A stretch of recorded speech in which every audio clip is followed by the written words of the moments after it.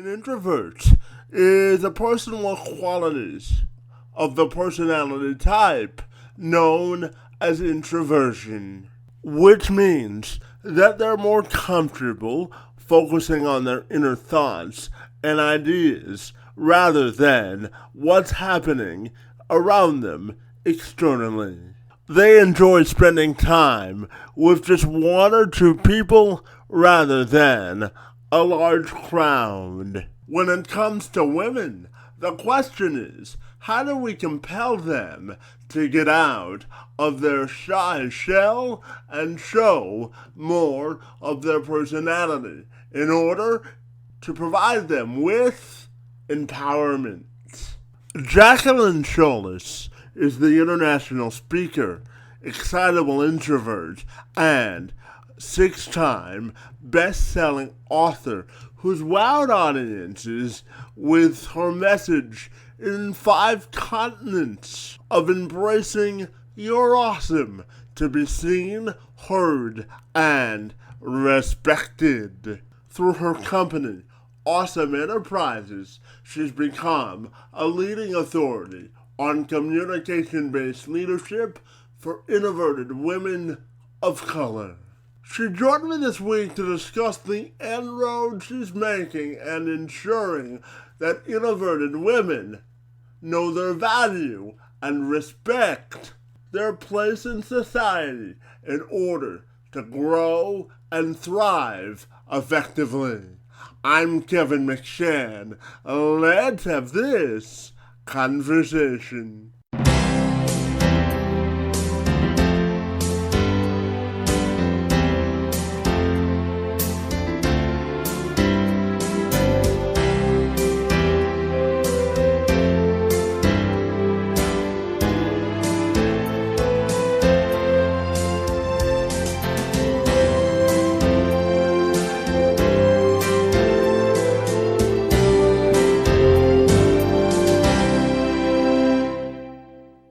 The fundamental core of Shaulis' work is founded on the belief that introversion is an opportunity to impact rather than an obstacle to success.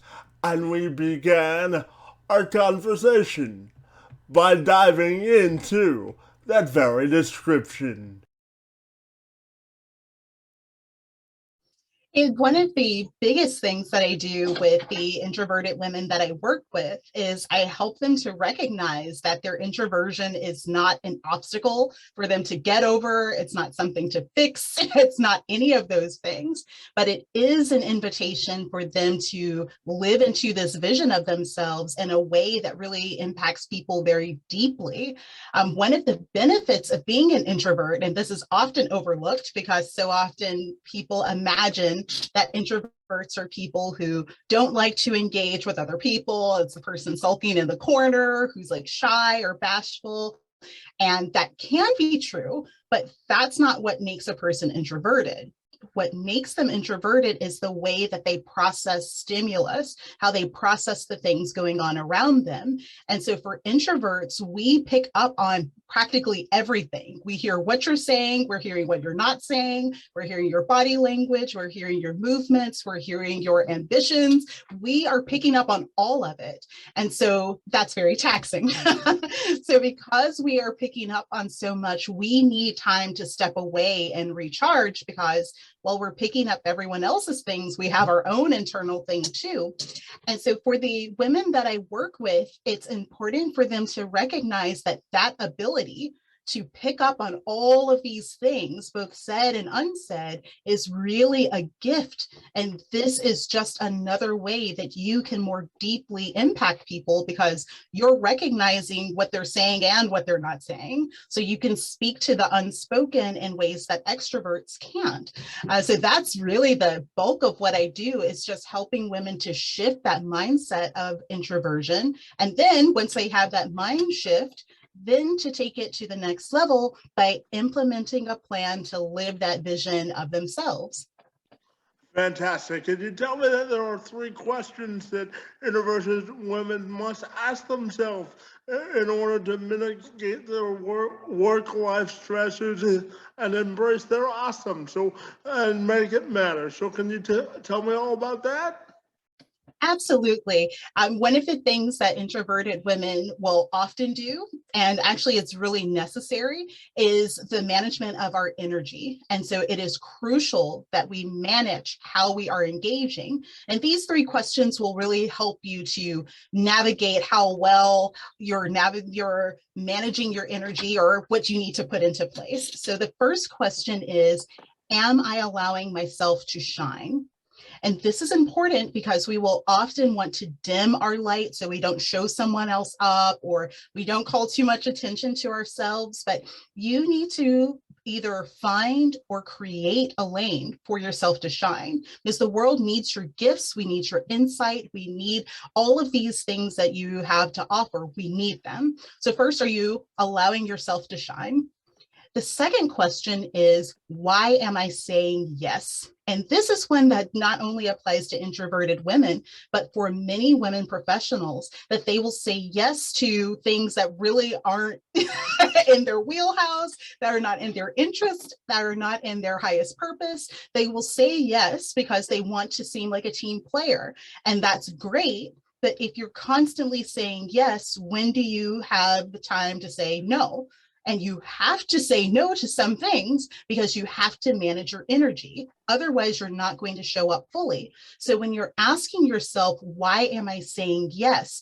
This is your opportunity to decipher whether you're saying yes because it's convenient or you just don't want to be bothered. So I'll say yes so people stop asking me questions.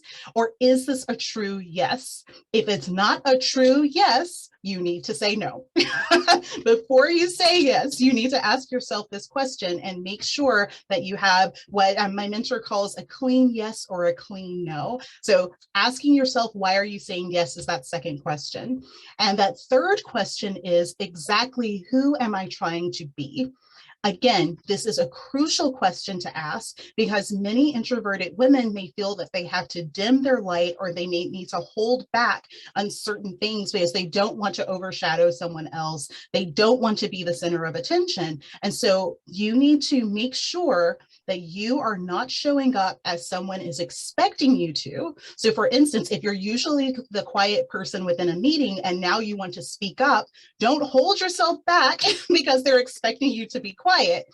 On the other hand, if people are used to you taking on all of the responsibilities, don't keep taking on the responsibilities because that's your role. Say no, set boundaries, show up as the person that you are wanting to be, as opposed to trying to fill someone else's expectations. So when you're asking yourself, exactly who am I trying to be? It's important to note that you are trying to be the best version of yourself, not what someone else is expecting you to be. So if you keep those three things in mind, and while this is specifically for introverted women, this honestly applies to a number of people, asking yourself those three questions will help you to calibrate your energy and honestly finding the best ways to stay on the path for your highest self. Yeah, absolutely. Going back to your second question, I tell myself if it's not in my schedule, I don't do it, right? Right, exactly. It's having those clear boundaries, and it's not, I want to say no one will fault you if you say no, but that's not exactly true. You will always have one person who will have problems with you setting boundaries, especially if you haven't done that historically. But it's important and it's absolutely crucial for introverts to do that because we don't have just a plethora of energy to give. We only have this small amount of energy before we are just depleted. And so we have to be very intentional with how we spend that energy. There's only so many hours in a day, right? Exactly. Yeah, and I'm also, or Jacqueline, I'm also curious to ask you about your thoughts on providing women with a sense of both empowerment and fulfillment through the work that you do. What does that look like, and what do you get out of the work that you do? I mean, well, I'll start with what I get out of it. It is honestly, it's a joy to see women step into the fullness of who they are. I know that I have been so graced to have mentors who help me to recognize that not only what I have is valuable, but it's necessary. And so being able to provide a similar light on the path for other women is just, it's selfishly fulfilling. Like I'm glad you're stepping into your light, but I feel so proud and so honored and so excited because the more of these women who are showing up, the more that their home life is changed, their businesses are changed, their communities are changed. And because they are creating this ripple effect, it then alters how all of these other people are now operating. And so it starts with one woman who is recognizing that her introversion is her invitation to her life, who then begins to live into that, and her relationship dynamics, her how she's relating to her children, how she's relating to her coworkers and her employees, all of that changes. And so for the women themselves, being able to, for many of them, it's just simply knowing that it is okay to be an introvert, because there's so much around us that if you're an introvert, you have to get over being an introvert, or you have to pretend to be an extrovert and be like an introvert on your own time, which when is that supposed to be?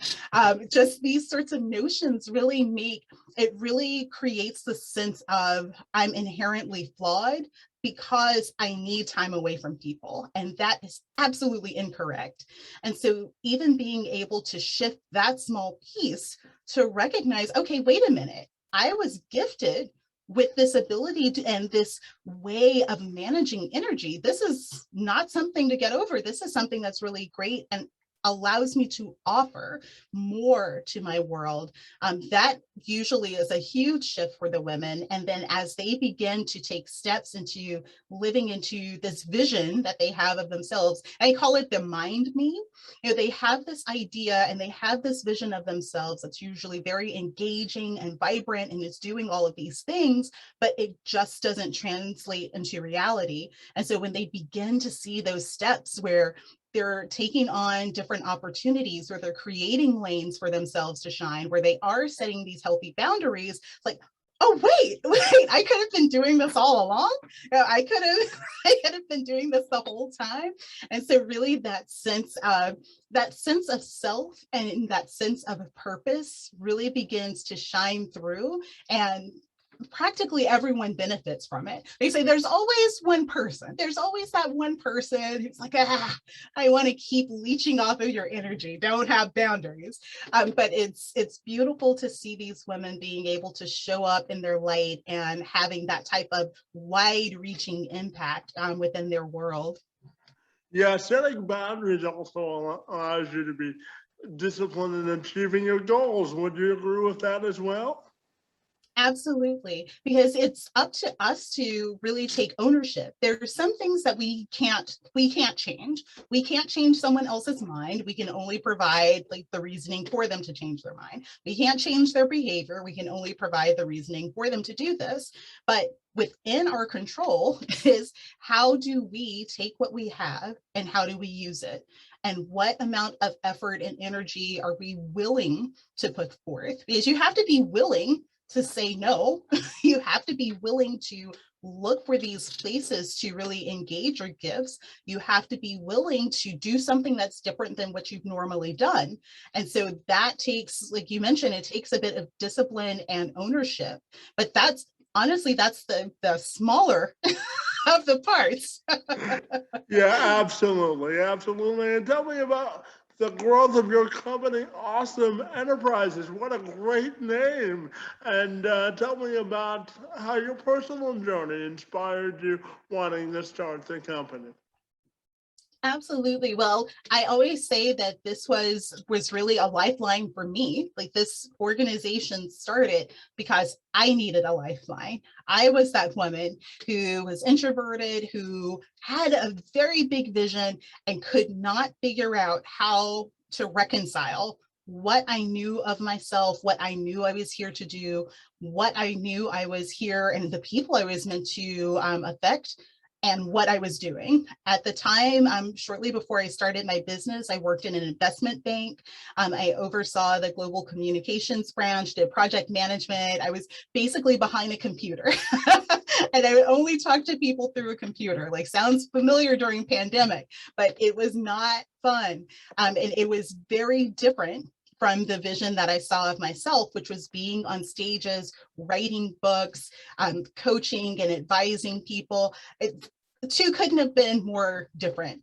And so it was with the birth of my son that I really got that, okay, I've got to do this, because I wanted to make sure, first and foremost, that I was setting a good example for him. I can't tell him to go for his dreams and that his ideas are valuable, and then I'm not honoring myself. So I can't be a hypocrite and expect to do as I say, not as I do. That's not in alignment with my values. And also I wanted to show up whole and happy, because I saw, and I've been around women who they've had to put their dreams on hold, their desires, their aspirations on hold, because now they're moms and they wait until the kids have left home and then maybe they can get back to themselves. Well, that time never comes. And so for me, it was crucial that before my son was born, I had to get myself together. So I started putting together the foundation of Awesome Enterprises. He's 12 now, so that would have been about 11 years or so ago that I kicked this off, and it's been growing since then. I've been so fortunate to be able to train executives at a variety of Fortune 500 companies. I've written 6 global best-selling books. I've been on stages in nearly 20 countries. I've done lots of things. I've done lots of amazing things that if I had just taken on someone else's word of what an introvert is and what an introvert could do, I wouldn't have done like a fraction of the things that I've accomplished. I wouldn't have even bothered. But because I was able to reshape and reframe my mindset, and it took stumbling along the way, trying to figure out what's the best way and finding people to support me along that journey as well, I finally got into a path. It's like, okay, well, people are going to have their perceptions whether I do or I don't. So I might as well do. People are going to have something to say. If they like you, they love you, they hate you, anything in between. But if people are always going to have expectations and ideas, whether you do something or not, you may as well do something to make yourself happy, and something that's beneficial for you. And that was really the approach behind starting Awesome Enterprises. And like I said, it's been almost 12 years now since everything started, and I couldn't be happier. I'm really, really proud of the work that I've been able to do, and looking forward to the work that I have unfolding even now. Well, congratulations on your overwhelming success. And I have to tell you, I always tell people that everyone's portrait of success is different, and we all come to a sense of fulfillment right on the time that we're supposed to, right? Exactly. So I know that you have some strategies for emerging and established leaders to increase their ongoing employee satisfaction and engagement. So I'm curious if you could share those with me this afternoon. Yes, absolutely. And many of these are really quite similar to the advice that I gave to introverted women. So for example, finding or creating opportunities. If you are in a position, whether it's you're working for someone else, you're a sidepreneur or hustlepreneur, where you have this side gig going along, any one of those, you want to find places to leverage your strengths and to leverage opportunities for you to grow. That is essential no matter where you're coming from. And the reason that is so crucial is because, one, if you don't have anything that's pressing against you, that's like pushing your comfort, you can't break outside of that and know, oh, I can actually do this thing. Growth comes from that resistance. So that's first. But you don't just want to have resistance for resistance sake. You want to have resistance to you going beyond what you think is possible. And you want to use the things that you have. Think of like MacGyver. Like MacGyver doesn't panic he's caught like in a cave and there's a bomb that's about to go off, he will find whatever happens to be laying around, a bobby pin, some gum, a shoestring. He will find whatever is there to get this impossible job done and get to the other side. This is essential for emerging and even established entrepreneurs too, especially now that we're transitioning away from the pandemic. The ways that we work are different. The focuses of our work is different. And so finding those places that you can leverage your gifts or creating those opportunities for yourself is even more important than it was before the pandemic because of all of the shifts in the way that we operate. And then also you want to make sure, especially as emerging leaders, you want to make sure that you have your team of support. Now, this doesn't have to only be someone within your corporate structure or within the business that you're doing, but you need to have a team of people. And it doesn't have to be like an entourage. It just needs to be a small grouping of people that are, one, ahead of where you want to be. So they have what you have and they've been through what you've been through, but they've gone beyond that. You want to have someone like that that you can reach out to, that you can follow, that you can see their journey. Because like the saying goes, success leaves breadcrumbs. You want to follow those steps of success. You also need someone who's going to be there to encourage you. You will need encouragement as you're going through this space. You're trying to break through, again, those expectations. You're pushing your comfort zone. You're going to need someone to say, look, I know you want to throw in the towel. Don't do that yet. How about you take 2 more steps and then we'll talk about it. Like, you'll need someone to be that type of encourager, because if you could do it yourself, you would have already done it. Like, that's just the bottom line. So you need someone who's going to be kind of the wind at your back as you're going forward. And lastly, you want to have someone that you can grow with. Now, this can be a peer on your job, like a coworker. This could be a friend in an organization that you're in. This could be an outside affiliate, but you need someone who's coming alongside of you. And because the two of you are peers, you're at similar places, you can see the blind spots in one another. You can see the strengths in one another. And as you continue to develop and advance together, it allows that deep-rooted relationship to then provide more value to either your organization, to your business, to all of these other places, because you have that person who has been through the fire right alongside with you. And you can be that to them as well. So creating those relationships with those 3 types of people, at least, at minimum, those 3 types of people, as you're creating your spaces, you're finding your opportunity lanes, these will take you so far, especially in these current times. Yeah, absolutely. And Jacqueline, we share a mutual passion for diversity, equity, and inclusion. In case you didn't know, I was born with cerebral palsy, and the specific form of cerebral palsy I have is called spastic quadriplegia cerebral palsy. Just simply means that I don't have enough oxygen in my legs to walk normally. And, I do a lot of work with folks with disabilities in terms of getting them employment. So my question to you is, how do you think we can foster a more inclusive environment for not only folks with disabilities, but also just overall in general as well?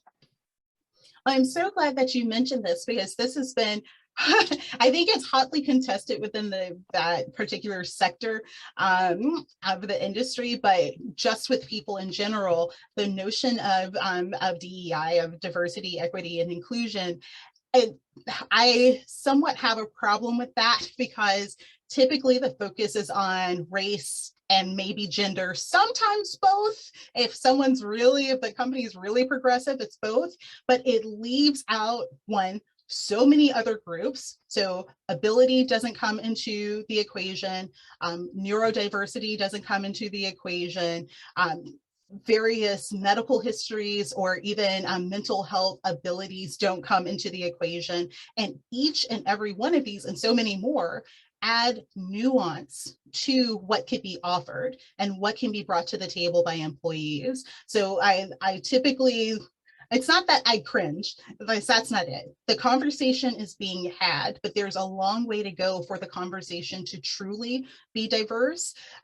There seems to be a notion that diversity happens within silos. So you're either this gender, or you're this race, or you're this ability, and humans don't come that way. We come intersectional. And so we have these layers of experience, of abilities, and of insight. And it's because of these layers, you get a different facet of the jewel. You get a different way that information can not only be relayed, but also how life can be experienced. And so it's important for organizations, whether you're an entrepreneur and you're building out your group, or you're a multinational company, it's important to recognize that diversity is not a buzzword and it's not just one silo of experience, but it's looking at the multifaceted ways that humans like exist and how to best use those differences to reflect and to serve the communities that you're wanting to do business with.